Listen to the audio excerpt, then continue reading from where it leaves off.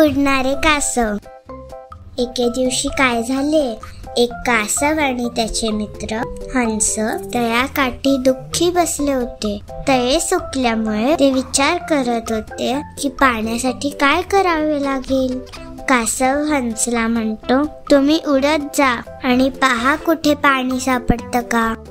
कासवाच्या म्हणण्याप्रमाणे ते उडत जातात आणि पलीकडच्या गावात त्यांना एक मोठे तळे सापडते. ही आनंदाची बातमी ते हंस आपल्या मित्राला सांगतात. कासव विचारात पडतो, मी तिथे कसं पोहोचणार, मला तर खूप दिवस लागतील. थोडा विचार करून त्याला एक युक्ती सुचते. त्या युक्तीप्रमाणे तो हंसांना तोंडात एक काठी पकडायला सांगतो. कासव पण त्या काठीला तोंडाने पकडतो आणि त्या हंसला उडायला सांगतो. ते हंस त्याला सावध करतात. अरे कासवा, तुला बडबड करायची खूप सवय आहे. तुला खरंच वाटतं की हे नियोजन काम करेल. कासव म्हणतो, मी हुशार आहे. कधी बोलावं आणि कधी बोलू नये ह्याची मला समज आहे. ठरल्याप्रमाणे हंस कासवाला घेऊन उडतात. एका गावातून उडत असताना गावातली लोक त्यांना बघून अचंबित होतात. त्यांच्या मैत्रीची प्रशंसा करतात. कासवाला गावकऱ्यांचा आवाज येत नाही आणि तो बोलायला आपले तोंड उघडतो. काय बोलताय तुम्ही? त्या क्षणी कासव जमिनीवर आपटते आणि तिथेच मरण पावतो.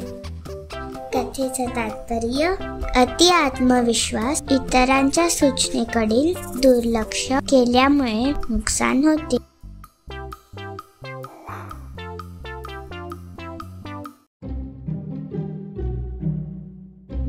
हॅलोवीनची रात्र असते.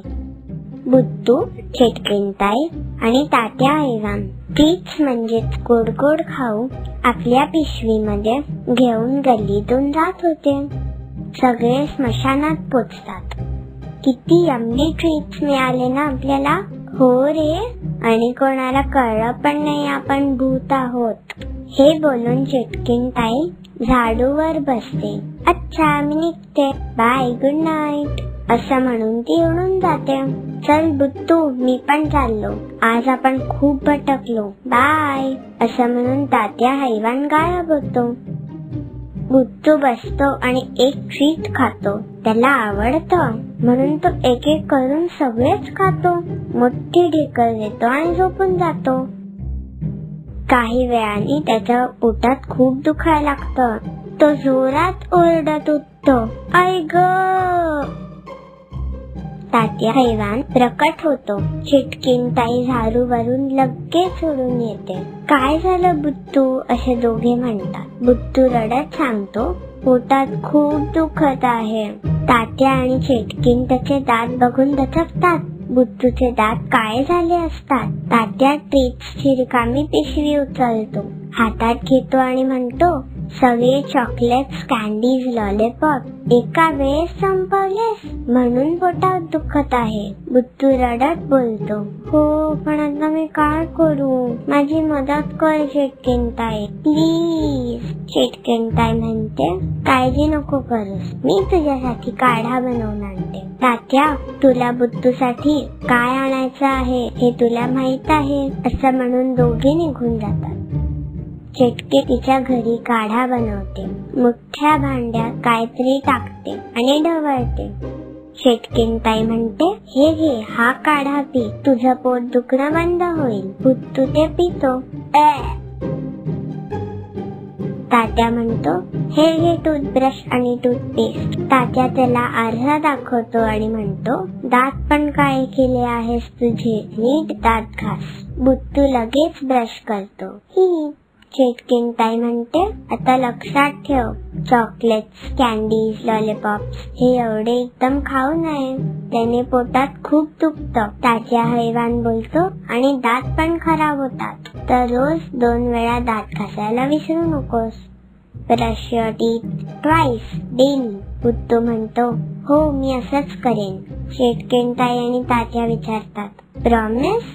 बुद्धू म्हणतो, प्रॉमिस.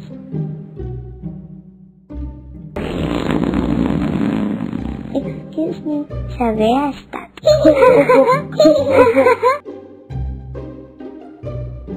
कोल्हा आणि करकोचा. एक कोल्हा आणि एक करकोचा मित्र असतात. एकदा कोल्हा त्याला घरी सूप प्यायला बोलवतो. तो पसरट ताटात सूप वाढतो. कोल्हा म्हणतो, चला सूप प्यायला सुरू करूया. असं म्हणून तो भरभर सूप पितो आणि चाटून पुसून ते संपवतो. करकोच्याला मात्र ते सूप पिताच येत नाही. त्याची चोच लांब असल्यामुळे आणि ताट पसरट असल्यामुळे त्याला उपाशी राहावं लागतं. काही दिवसांनी करकोचा कोल्ह्याला सूपचं आमंत्रण देतो. तो गरमागरम आणि रुचकर सूप बनवतो आणि बरणीत ते सूप वाढतो. करकोचा म्हणतो, चला सूप प्यायला सुरू करूया. तो आपली लांबडी चोच त्या भांड्यात घालतो, सूप पितो. पण कोल्ह्याला मात्र सूप पिता येत नाही. त्या भांड्याचं तोंड इतकं रुंद असतं, त्याचं तोंड जाईना. आपण करकोच्याची मस्करी केली हे कोल्ह्याला उमजते. कथेचं तात्पर्य जशास तसे. फुटलेला माठ. एका गावात एक माळी राहायचा. त्याच्याजवळ 2 माठ होते. त्यातला एक माठ फुटलेला होता. माळी रोज त्या माठांना घेऊन तळ्यापाशी जायचा आणि तळ्याचे पाणी भरून आपल्या बागेत आणायचा. त्या फुटलेल्या माठाला खूप वाईट वाटायचं. आपल्यामुळे मालकाला पाणी पूर्ण मिळत नाही. फुटलेले असल्यामुळे पाणी वाया जाते. एके दिवशी तो माठ माळाला म्हणाला, मालक, मला माफ करा. माझ्यामुळे तुम्हाला त्रास होतो, कारण तुम्हाला पूर्ण पाणी भरता येत नाही. माळाला त्यावर कीव येते. तो म्हणतो, अरे तू फुटलेला असलास म्हणून काय झालं? तू खूप उपयोगी आहेस. चल मी तुला दाखवतो कसं ते. रोज तळ्याहून घरी येताना वाटेत जे पाणी सांडतं त्यांनी सुंदर बाग तयार झाली आहे. तू फुटलेला आहेस म्हणून माझ्याच बागेला नाही तर इतरांना पण तुझा फायदा होत आहे. हे ऐकून माठाला बरे वाटते आणि त्या दिवशीपासून तो स्वतःबद्दल चांगला विचार करू लागतो. कथेचं तात्पर्य, माणसांच्या कमतरतेकडे न बघता त्यांच्या चांगल्या गुणांकडे बघितले पाहिजे.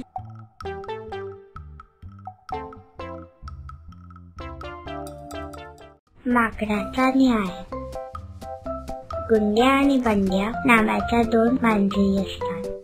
एकदा त्यांना रस्त्यावर मोठा केक दिसतो. गुंड्या लगेच तो केक उचलतो. बंड्या तो केक हिसकावून घेण्याचा प्रयत्न करतो. गुंड्या म्हणतो, हात लावू नकोस, हा माझा केक आहे, मी पहिल्यांदा उचलला.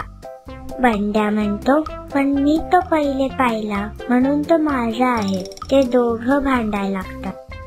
त्याच वेळी चंदू माकड तिथून जात असतो. गुंड्या आणि बंड्या चंदूला भांडण मिटवण्याची विनंती करतात. चंदू म्हणतो, तो केक मला द्या, मी त्याचे 2 समान भाग करतो व दोघांना एक देतो.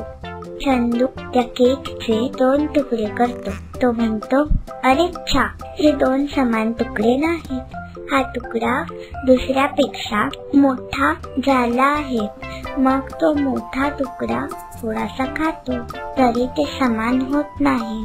म्हणून चंदू पुन्हा त्यातील केकचा मोठा तुकडा थोडासा खातो. अरेच्या म्हणत त्या केकचे फार छोटे तुकडे उरतात.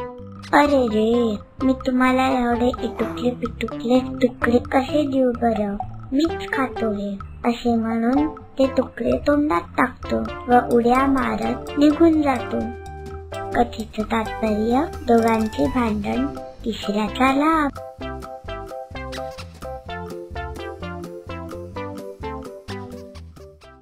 बाप्पा आणि चंद्राची गोष्ट. गणपती बाप्पाचा वाढदिवस होता. त्यांच्यासाठी अनेक गोड पदार्थ केले होते. उकडीचे मोदक, लाडू, बर्फी आणि खूप काही. बाप्पा भरपूर मोदक खातो, अगदी पोट टम्म भरेपर्यंत. एवढे जेवल्यामुळे त्याला असह्य होते. चालणं पण शक्य होत नाही. तो मूषकाला म्हणतो, चल रे मूषक, आपण जरा एक चक्कर मारून येऊया.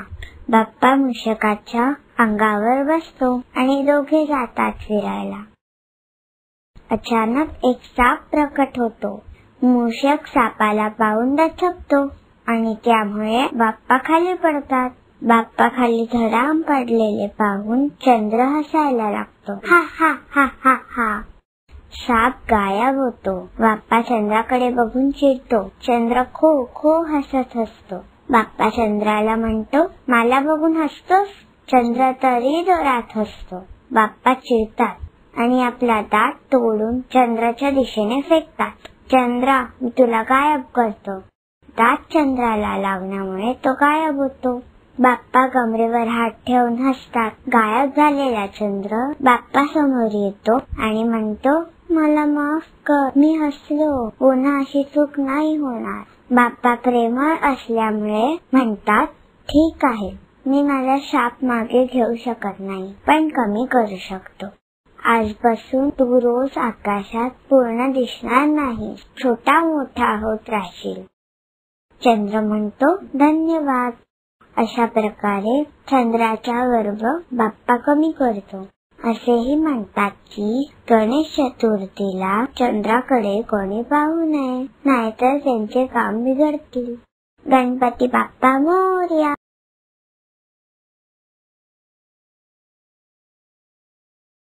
गणपती आणि महाभारताची कथा. व्यास नावाचे एक ज्ञानी ऋषी असतात. त्यांना महाभारत कथा लिहायची असते. त्यासाठी ते गणपती बाप्पाची मदत घ्यायचा विचार करतात. ते बाप्पाकडे जातात आणि म्हणतात, नमस्कार गणपती बाप्पा, मला महाभारत लिहायचे आहे. तुम्ही तुमच्या शुभ हाताने ते लिहिण्याचे कार्य करणार का? बाप्पा म्हणतात, हे ऋषी व्यासजी, मला महाभारत लिहायला खूप आवडेल. मला या कार्यासाठी निवडल्याबद्दल धन्यवाद. पण माझी एक अट आहे. तुम्ही कथा न थांबवता सांगायची, कुठेही थांबायचं नाही. व्यासजी ती अट मान्य करतात आणि म्हणतात, मग माझी अशी अट आहे की तुम्ही जे लिहिणार त्याचा अर्थ समजावून लिहिणार. बाप्पा हो म्हणतात आणि कामाला सुरुवात करतात. एक मोरपंख आणि शाही घेऊन पुस्तकात लिहायला सुरू करतात. व्यासजी महाभारत कथा सांगतात आणि गणपती लिहितात. व्यासजींना श्वास घ्यायला वेळ मिळावा म्हणून ते कठीण श्लोक म्हणायचे. बाप्पाला त्याचा अर्थ समजायला वेळ लागायचा. पटापट लिहिण्याच्या घाईत त्यांचे मोरपंख तुटते. अट मोडू नये म्हणून त्यांना एक युक्ती सुचते. आपला एक सुळा म्हणजेच दात तोडून ते शाहीत बुडवतात आणि लिहिणं सुरू ठेवतात.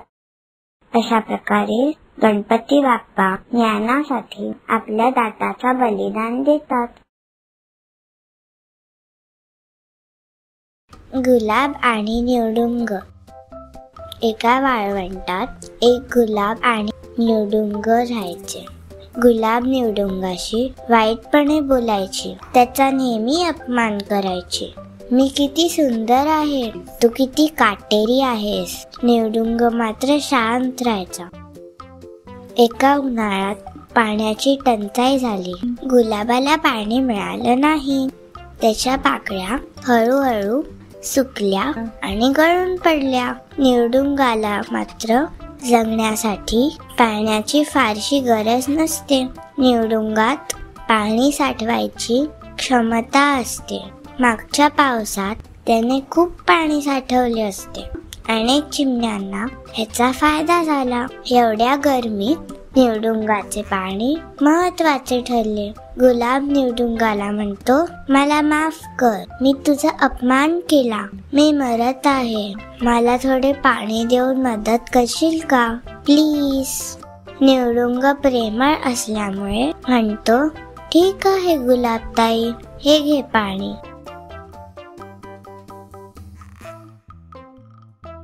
कथेचं तात्पर्य, कोणालाही त्याच्या दिसण्यावरून पारखू नये.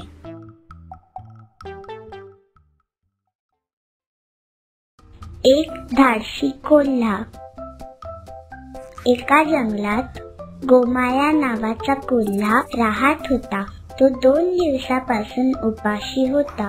त्याच्या पोटात कावळे ओरडत होते. अचानक त्याने मोठा आवाज ऐकला. शांत जंगलात तो आवाज भीतीदायक वाटत होता. गोमाया लगेच झाडामागे लपला. तो विचार करू लागला, कोणाचा आवाज असेल हा?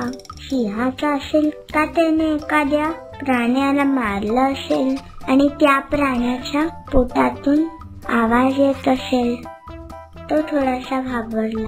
थोड्या वेळाने त्याला असे वाटले की तर्क लावण्यात काही अर्थ नाही. थोडे साहस गोळा करून आणि देवाचं नामस्मरण करू तो त्या आवाजाच्या दिशेने चालू लागला.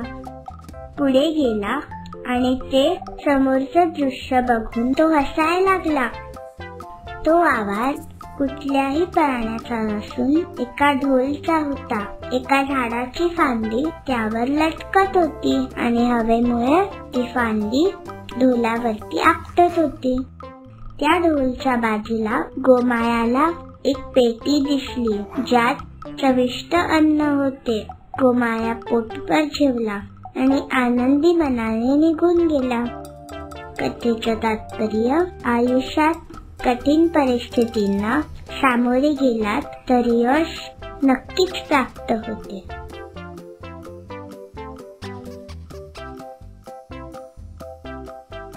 एकनिष्ठ मुंगूस. एका शेतकरी जोडप्याकडे एक पाळीव मुंगूस होता. एके दिवशी शेतकरी आणि त्याच्या पत्नीला कामासाठी तातडीने घराबाहेर जावे लागते. ते मुंगूसला म्हणतात, आम्ही तुला बाळाजवळ सोडत आहोत. त्याची काळजी घे आणि रक्षण कर. मुंगूस म्हणतो, काळजी नसावी साहेब, मी बाळाचं रक्षण करेन. शेतकरी जोडपे बाहेर गेल्यावर एक साप हळूच घरात शिरला आणि बाळावर हल्ला करण्यासाठी पाळण्याजवळ गेला. हुशार मुंगूस हे बघून सापावर उडी मारतो आणि सापाला ठार मारतो. शेतकरी जोडपे घरी आल्यावर मुंगूसच्या तोंडावर रक्ताचे डाग पाहतात. ती ओरडते, तू माझ्या बाळाला मारलंस? असं म्हणून ती एक कुऱ्हाड घेऊन मुंगूसला मारते. जेव्हा ती पाळण्याजवळ जाते तेव्हा तिला जिवंत बाळ आणि त्याच्या शेजारी मेलेला साप दिसतो.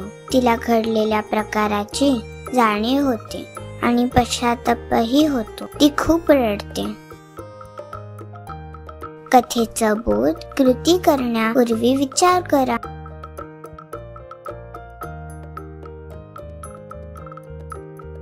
दोन बकऱ्या.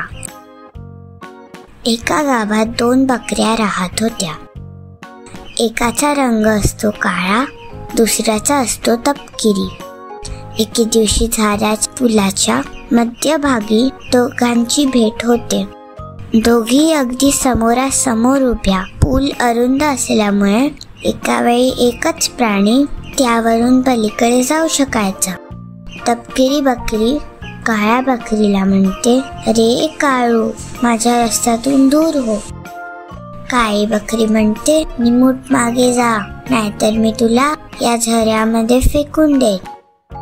त्या दोघी एकमेकींना धमकवत होत्या. दोघही एकमेकांवर हल्ला चढवतात. त्या दोघींचा तोल जायला लागतो हे त्या दोघींच्या लक्षात येतं. काळी बकरी लगेच त्या पुलावर बसते आणि म्हणते, माझ्या अंगावरून तू हा पूल पार कर, म्हणजे आपले काम पण होईल आणि आपण झऱ्यात पडणारही नाही.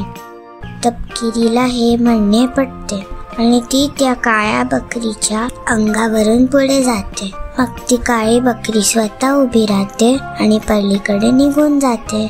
अशा तऱ्हेने त्या दोघी बकऱ्या पूल पार करतात. कथेचं तात्पर्य, समंजसपणामुळे कार्य सिद्धीस जाते. गाढवाला मिळाली शिक्षा. एका गावात एक व्यापारी राहत होता. त्याच्याकडे एक पाळलेले गाढव होते. तो गाढवाच्या पाठीवर रोज मिठाचे ओझे देत असे आणि मग बाजारात जाऊन विकत असे. बाजारात जाताना त्यांना एक ओढा पार करावा लागत असे. एक दिवस गाढवाचा पाय पाण्यात घसरतो आणि तो पाण्यात पडतो. त्याचा मालक उठविण्यास मदत करतो. ते दोघे पुन्हा चालू लागतात. थोडेसे मीठ पाण्यात विरघळल्यामुळे गाढवाला हलके वाटू लागते आणि तो खूप आनंदी होतो. आता दररोज गाढव त्याचा पाय मुद्दाम पाण्यात घसरवू लागला. गाढवाचे असे रोजचे खोटे नाटक पाहून त्याचा मालक गाढवाला धडा शिकवायचा ठरवतो. दुसऱ्या दिवशी व्यापारी गाढवाच्या पाठीवर कापसाचे ओझे ठेवतो. गाढव त्या दिवशी देखील मुद्दाम पाय घसरवतो आणि पाण्यात पडतो. गाढवाला उभे राहणे कठीण होते. कापसाने पाणी शोषून घेतल्यामुळे ओझे हलके होण्याऐवजी जड झालेले असते. अशा प्रकारे गाढवाला चांगली शिक्षा मिळते. कथेचा बोध, आपल्या कामाशी प्रामाणिकपणे राहावे. चिवताई चिवताई दार उघड. एक होता काऊ आणि एक होती चिव. काऊचं घर होते शेणाचे, चिवचे घर होते मेणाचे. एके दिवशी मुसळधार पाऊस झाला. जोरात वारा पण वाहत होता. कावळ्याचे शेणाचे घर नाजूक असल्यामुळे ते पावसात वाहून गेले. चिवताईचे घर मजबूत होते. घर वाहून गेल्यामुळे कावळा पावसात भिजू लागला. अरे, आता मी काय करू? माझे घर वाहून गेले. मी असं करतो, चिवताईच्या घरी जातो. तो उडत उडत चिवताईच्या घरी जातो आणि घरचा दरवाजा वाजवतो. चिवताई चिवताई दार उघड. चिवताई आपल्या पिल्लांना घरामध्ये आंघोळ घालत असते. ती म्हणते, कावळे दादा जरा थांब, मी माझ्या पिल्लांना आंघोळ घालत आहे. कावळा म्हणतो ठीक आहे आणि थोड्या वेळ वाट पाहतो. थोड्या वेळाने तो पुन्हा दार वाजवतो. चिवताई चिवताई दार उघड. चिवताई म्हणते, कावळे दादा जरा थांब, मी माझ्या पिल्लांना कपडे घालत आहे. कावळे दादा वाट पाहतो आणि पुन्हा दरवाजा वाजवतो. चिवताई चिवताई दार उघड. चिवताई म्हणते, कावळे दादा जरा थांब, मी माझ्या पिल्लांना जेवण बनवत आहे. कावळे दादा पुन्हा वाट पाहतो. चिवताई चिवताई दार उघड. थोड्या वेळाने कावळा कंटाळून पुन्हा दार वाजवतो. चिवताई म्हणते, थांब, मी माझ्या बाळाला झोपवत आहे. बाळ चिवताईला विचारतं, आई तू कावळे मामाला घरात का घेत नाही? तो भिजत आहे पावसात. चिवताई म्हणते, मागच्या वर्षी कावळे दादा असाच घरी आला होता आणि भाकरी चोरून उडून गेला. माझ्या चांगलेपणाचा त्याने फायदा घेतला. कावळे दादा वाट पाहून थकतो आणि उडून जातो. कथेचं तात्पर्य, आपल्या चांगल्यापणाचा कोणाला फायदा घेऊ देऊ नका.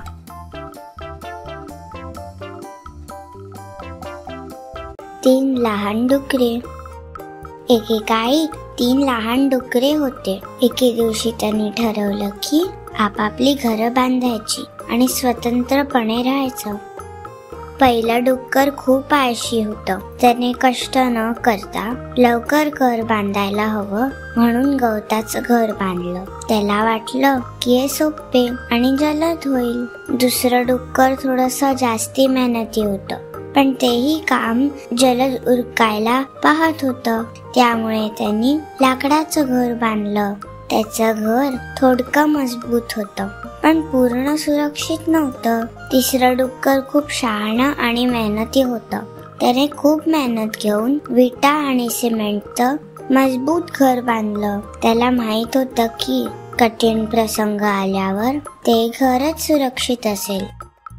एक दिवस भयंकर लांडगा त्यांच्या गावात आला. त्याने पहिल्या डुकराच्या गवताच्या घराला फुंकर मारली आणि घर लगेच कोसळलं. भयभीत झालेलं पहिलं डुक्कर दुसऱ्या डुकराच्या घरात धावत गेलं. लांडग्याने दुसऱ्या डुकराचं लाकडी घर बघितलं. आणि त्यावरही जोरदार फुंकर मारले. काही वेळातच लाकडाचं घरही जमिनीत कोसळलं. दोघंही डुक्कर घाबरून तिसऱ्या डुकराकडे पळाले. लांडग्याने तिसऱ्या डुकराच्या विटांच्या घरावर जोर लावून फुंकर मारली, पण त्याला ते कोसळवता आलं नाही. तो खूप प्रयत्न करत राहिला, पण घर ठाम होतं. शेवटी लांडगा कंटाळून पळून गेला.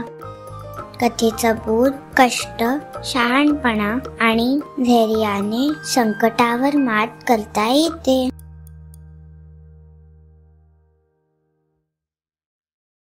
तीन मासे. एका तलावात 3 मासे राहायचे. पहिला मासा खूप हुशार होता. दुसऱ्याला अडचणीतून मार्ग कसा काढायचा हे माहित होते आणि तिसऱ्याला बदल आवडायचे नाही. एके दिवशी पहिल्या मासाने मच्छीमारांचे संभाषण ऐकले. आपण उद्या या तलावात मासे पकडायला येऊ. असं ऐकलं आहे की इथे खूप चविष्ट मासे आहेत. हे ऐकून तो पहिला मासा घाबरतो आणि आपल्या मित्रांना सावध करतो. आपण तलावाबाहेर जाऊया लवकर. दुसरा मासा म्हणतो, मी इथेच थांबेन आणि पकडला गेलो तर मार्ग काढेन. तिसरा मासा म्हणाला, मला बाहेर जायचं नाही, मी इथेच थांबेन. जर पकडलो गेलो तर जाऊ दे. पहिला मासा पोहत तलावाच्या बाहेर जातो. दुसऱ्या दिवशी मच्छीमार येतात आणि ते 2 मासे पकडतात. दुसरा मासा मेल्याचं नाटक करतो आणि लक्ष नसताना पाण्यात उडी टाकून पळून जातो. तिसरा मासा काहीच करत नाही आणि म्हणून तो मरण पावतो. कथेचं बोध, बदल स्वीकारण्यास नेहमी तयार असले पाहिजे आणि त्यानुसार जुळवून घेतले पाहिजे.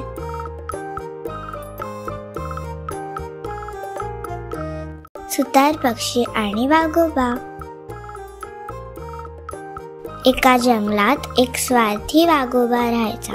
स्वार्थी असल्यामुळे त्याचे कोणी मित्र नव्हते. एके दिवशी त्याच्या गुहेतून आवाज येतो, आ वाजवा आ. गुहेच्या बाहेर एका झाडावर सुतार पक्षी बसला असतो. तो जंगलात नवीन असल्यामुळे त्याला माहित नसते की वाघोबा स्वार्थी आहे.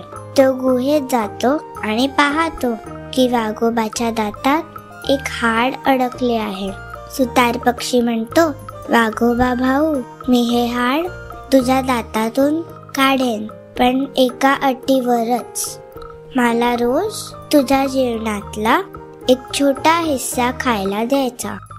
वाघोबा आपली मान हलवतो. हो हो. सुतार पक्षी वाघोबाच्या तोंडात जाऊन ते हाड काढते आणि बाहेर उडून जाते. वाघोबाला बरे वाटते. दुसऱ्या दिवशी वाघोबा जेवत असताना सुतार पक्षी तिथे उडत येतो. वाघोबा त्याला हकलतो आणि म्हणतो, चल निघ इथून. माझ्या अन्नाला हात लावू नकोस. तुला माझे आभार मानले पाहिजेत की मी तुला काल खाल्लं नाही ते. सुतार पक्षी चतुर असतो. तो वाघोबाचा एक डोळा फोडून टाकतो. वाघोबा जोरात ओरडतो, असं का केलंस तू?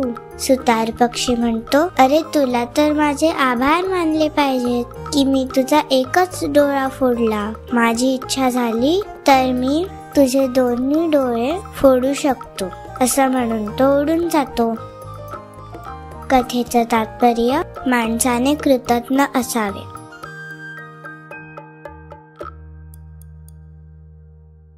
एक कुरूप बदक. उन्हाळ्याचे दिवस होते. आई बदकाने घरट्यात 7 अंडी घातली होती. अचानक तिला लक्षात आले, एक अंड वेगळं आहे. ह्याबद्दल तिला काळजी वाटली. नंतर काही दिवसांनी त्या सगळ्या अंड्यांना कडे गेली आणि पिल्लं बाहेर आली. ते वेगळं अंड मात्र फुटलं नाही. थोड्या वेळाने आवाज होऊन त्यातून एक पिल्लू बाहेर आलं. ते पिल्लू इतर पिल्लांसारखे पिवळे नव्हते आणि त्याचा आवाजही वेगळा होता. इतर पिल्लं त्यावर हसू लागली. आई बदकाला त्याची काळजी वाटते आणि ती त्या पिल्लाला जवळ घेते. ते पिल्लू दुःखी असते आणि एके दिवशी कोणालाही न सांगता ते घर सोडून निघून जातं. पोहत पोहत लांब निघून जातो. नदीकाठी त्याला त्याच्यासारखे दिसणारे काही पिल्लं दिसतात. तो फार खुश होतो आणि त्यांच्या जवळ जातो. ते बदक नसून हंस असतात आणि आपण बदक नसून हंस आहोत हे त्याच्या लक्षात येते. आई हंस त्या पिल्लाला जवळ घेते आणि माया करते. अशा प्रकारे ते सर्वजण एकत्र आनंदी राहतात.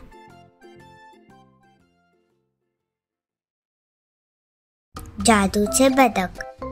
एके दिवशी एका शेतकऱ्याला त्याच्या शेतात एक बदक सापडते. त्याला इजा झाली असते. तो शेतकरी त्या बदकाला घरी आणतो आणि त्याची मलमपट्टी करतो. त्याला खायला प्यायला देतो. दुसऱ्या दिवशी ते बदक एक सोन्याचे अंड देते. शेतकरी खूप खुश होतो. ते अंडे तो बाजारात जाऊन विकतो. त्याला खूप पैसे मिळतात. इतके पैसे बघून तो विचार करतो, रोज एक अंड त्या बदकाने दिलं तर मी लवकरच श्रीमंत होईन. त्याच्या मनात एक दुष्ट कल्पना येते. या बदकाच्या शरीरातील सर्व सोन्याची अंडी आपल्याला मिळाली तर आपण एकदम श्रीमंत होऊ. दुसऱ्या दिवशी शेतकरी एका मोठ्या सुरीने बदकाचे पोट चिरतो आणि त्याला मारून टाकतो. पण त्याला अंडी काही सापडत नाही. त्याला अतिशय दुःख होते. इथून पुढे त्याला कधीच सोन्याचे अंडे मिळणार नाही या गोष्टीचा त्याला पश्चाताप होतो. कथेचं तात्पर्य, अतिलोभ नाशाला कारणीभूत ठरतो.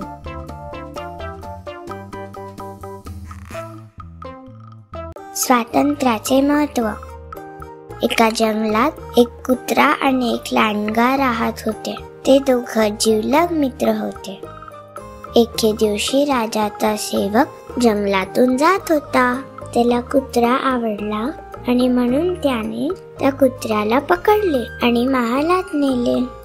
तो सेवक त्या कुत्र्याला रोज आंघोळ घालायचा आणि खायला प्यायला सुद्धा द्यायचा. सेवकांनी त्याच्या गळ्यात एक पट्टा बांधला आणि त्याला एक साखळी बांधली. रोज रात्री कुत्र्याला महालाचा पहारा करायला मोकळे सोडत असत. एके दिवशी संधी मिळताच कुत्रा लांडग्याला भेटायला गेला. लांडगा त्याला पाहून खुश झाला. तू तर चांगलाच धष्टपुष्ट झाला आहेस, लांडगा म्हणाला. लांडग्याची अवस्था मात्र वाईट होती. त्याला कधी शिकार मिळाली तर कधी नाही मिळाली. त्याला उपाशी देखील राहावे लागत असे.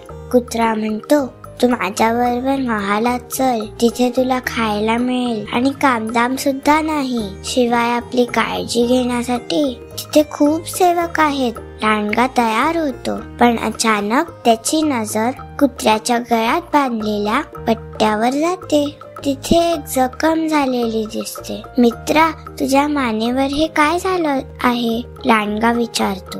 कुत्रा म्हणतो, तसं काही खास नाही. दिवसा मला साखळीने बांधून ठेवतात, त्यामुळे मानेवर पट्टा थोडासा घासला जातो, एवढेच. लांडगा विचार करतो आणि म्हणतो, आता तू गुलाम झाला आहेस. महालात तू खूप सुखी असशील, पण तुझे स्वातंत्र्य नष्ट झाले आहे. मी एक वेळ उपाशी राहील, पण गळ्यात अशी साखळी बांधून घेणे मला अजिबात मानवणार नाही. थोड्याशा सुखासाठी मी गुलाम तर होणार नाहीच. चल, मी निघतो. अच्छा, असं म्हणून तो जंगलात निघून गेला.